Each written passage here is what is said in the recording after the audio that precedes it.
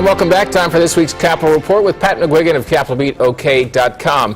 Pat, you were the first reporter to write about the low premium payments for those who have signed up for the federally run health insurance change. Why is this a significant story in your opinion? Well, it's a significant story because as of April 15th, despite the number we're being given of people who have, quote, signed up, 7.1 million nationally. In Oklahoma, only 48% of those who have signed up had paid their first month's premium.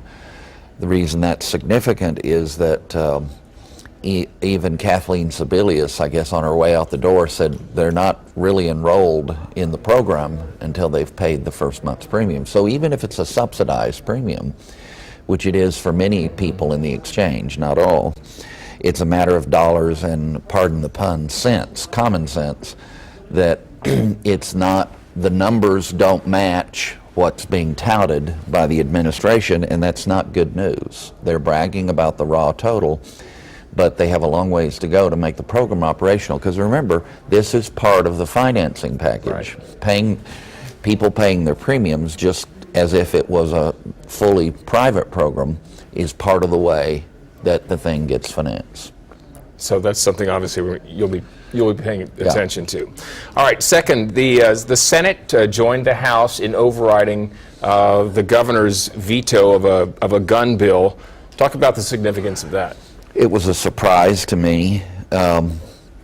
Within a little bit more than a week, we had a historic number of in-session vetoes cast signed by the governor during a legislative session, 15 in a single day.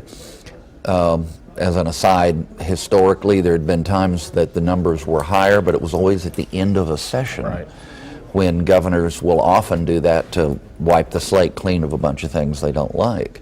Brad Henry even had vetoed more than that. But back to Governor Fallin, I think that the inclination of Senator Bingman was to let the veto stand and try to find a way to get the same kinds of language which protected the rights of law-abiding gun owners to buy various kinds of equipment for weapons, including silencers.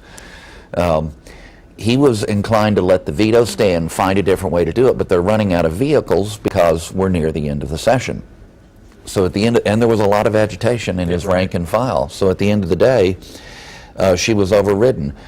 The first time Fallin's ever been overridden during her 4 years. Real quickly, what's interesting about this is that Frank Keating never had a veto override, even though he faced a Democratic legislature. Republicans stuck with him, so his veto's held. In this case, Governor Fallin's been overridden. I think it's significant, but it doesn't necessarily mean she's weak. It just means there's a policy disagreement. Well, you can read more about this and other topics at CapitolBeatOK.com. For Pat McGuigan, I'm Alex Cameron. Have a great day.